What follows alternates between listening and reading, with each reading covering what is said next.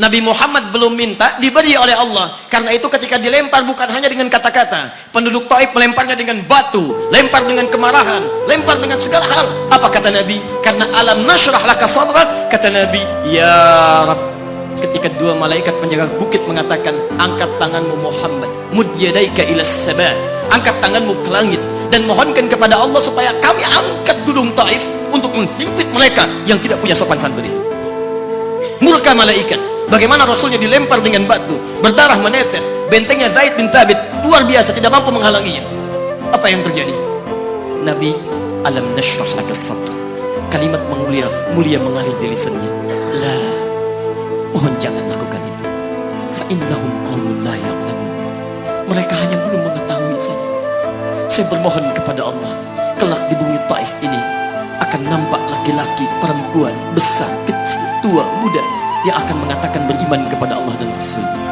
Lalu lantas beliau berkata kepada Allah dengan kalimat yang mengalir syahdu, dengan darah yang masih mengucur, dengan kalimat yang berbelas kepada Allah, Ilahi, ila man takiluni, am ila ba'idin yu'limuni, a ila qaribin yu'zini, fa ana radin ya Rab, ma lam taghdab alayya, la hawla wa la quwwata illa billah. Ilahi, duhai Allah, ila man takiluni, setelah dari sini yang saya dilempari, saya dihujat, kemana lagi engkau akan antarkan saya? A'ila qaribin yu'zini, apakah ke tempat yang dekat dari sini dan saya akan disakiti lagi? Am ila ba'idin yu'limuni, atau tempatnya masih jauh yang harus saya tempuh, tapi di tempat itu saya akan dihinakan lagi. Ana radin, saya ridha ya Allah, malam taghdab alayya, sepanjang engkau yang tidak murka kepada saya. Alam nashrah laka sadrak. Manusia melempari, radin. Manusia menghujat, radin. Malam taghdab alayya, sepanjang engkau tidak murka kepada saya. Muhammad sallallahu alaihi wasallam. Musa berkata, wa yassir li amri, ringankan urusanku. Muhammad sallallahu alaihi wasallam dengan segala kemuliaannya turun ayat, wa nuyassiruka lil yusra. Wa nuyassiruka lil yusra. Karena itu Nabi Rasul dulu mukjizat tampak di depan mata. Ada yang menghidupkan orang mati dengan menyebut kalimat Allah, biiznillah, biiznillah. Sampai maaf teman-teman sekalian, mukjizatnya ada, Rasulnya ada, di hadapannya Allah mau dicari dan dibunuh juga. Muhammad sallallahu alaihi wasallam, wa nuyassiruka lil yusra. Tidak banyak mukjizat seperti nabi-nabi dahulu. Dengan turunnya satu mukjizat, beriman kepada beliau sallallahu alaihi wasallam, bahkan nyaris orang-orang yang tidak pernah melihatnya. Lihat umat masa lalu, kaumnya Musa, Musanya kelihatan, mukjizatnya bagus, tongkat dilempar jadi ular, tongkat dipukulkan ke batu, keluar 12 mata air. Quran surah kedua ayat ke-60. Apa yang terjadi?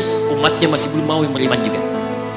Nabi Isa alaihissalam masih kelihatan, orangnya ada, nabinya ada, mukjizatnya ada, rasulnya ada, libat luar biasa, mukjizatnya luar biasa, istimewa. Tapi apa yang terjadi? Dicari-cari nabinya mau dibunuh, belum beriman juga.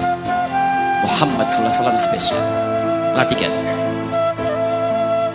kalau orangnya kelihatan Anda yakin, Anda beriman, itu wajar.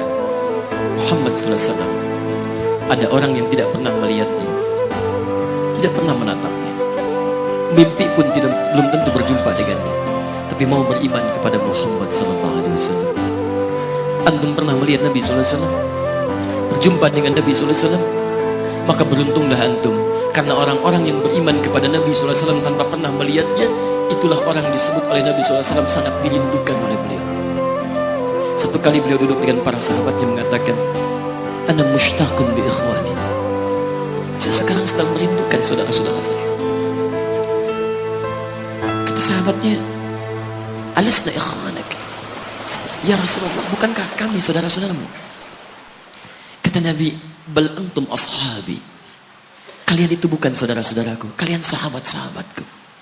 Ikhwani humul ladzina lam yarawni walakinnahum yu'minuna bi, saudara-saudaraku itu adalah orang-orang yang tidak pernah melihatku, tapi mereka mau beriman kepadaku. Jadi kalau Nabi saja merindukan antum, kenapa antum tidak merindukannya? Kalau Nabi menantikan kita di surga, kenapa kita tidak menjemput penantian itu? Karena itulah Muhammad sallallahu alaihi wasallam akan menjemput umatnya di surga dan tidak melangkahkan kaki ke dalamnya sebelum berkumpul umatnya dibimbing beliau oleh sallallahu alaihi wasallam ke surga. Allahumma salli wa sallim wa barik alaihi. Allahumma salli wa sallim wa barik alaihi. Allahumma salli wa sallim wa barik alaihi.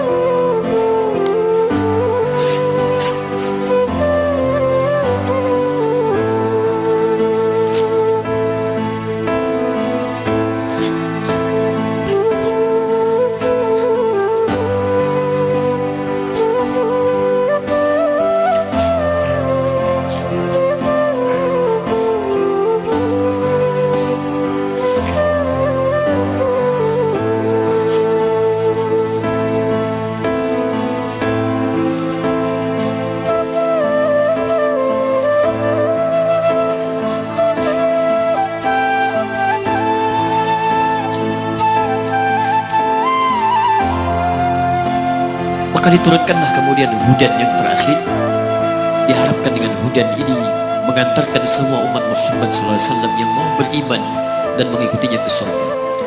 Karena Rasulnya spesial, umatnya spesial, maka diturunkan di waktu yang spesial dengan petunjuk yang spesial. Quran surah kedua ayat 185. Syahrul Ramadan alladzi unzila fihi al-Quran. Di bulan Ramadan turunnya bulan Ramadan, bulan spesial. Unzila fihi al-Quran, diturunkan Al-Quran. Apa fungsi Al-Quran itu? Ternyata bukan bacaan biasa, bukan koleksi yang Anda simpan di pinggir-pinggir masjid atau terletak di atas-atas dipan di rumah Anda. Maaf, hudan. Lihat ayatnya. Syahrul Ramadan alladzi unzila fihi al-Quran hudan. Hudan. Petunjuk kita, sumber kebahagiaan kita, sumber ketenangan kita, sumber capaian terbaik alam kubur kita, dan petunjuk yang akan mengantarkan kita ke surga. Dan hebatnya, kalau yang umat-umat dulu itu terbatas sifatnya, tidak pernah disebutkan linnas. Suhuf Ibrahim wa Musa. Daud untuk kaumnya, Musa untuk kaumnya, Isa untuk kaumnya. Tapi Muhammad sallallahu alaihi wasallam hudannya linnas, untuk semua manusia. Jadi tawaran Quran, Allah menginginkan semua manusia yang kembali ke surga. Cuman kadang-kadang sayang, maaf teman-teman sekalian, saya tegaskan kepada Anda, ayat ini tegas memberikan isyarat bahwa hidayah Allah ingin diberikan pada semua manusia. Jadi kalau kita lihat keterangan Al-Quran, seharusnya tidak ada satupun manusia yang tidak dapat hidayah. Semua dapat. Cuman masalahnya, ada orang yang diberikan tapi dia tidak mau mengambilnya. Ini masalahnya. Hidayah itu bukan persoalan mendapatkan atau tidak. Persoalannya ketika Allah berikan, Anda mau ngambil atau tidak, itu masalahnya.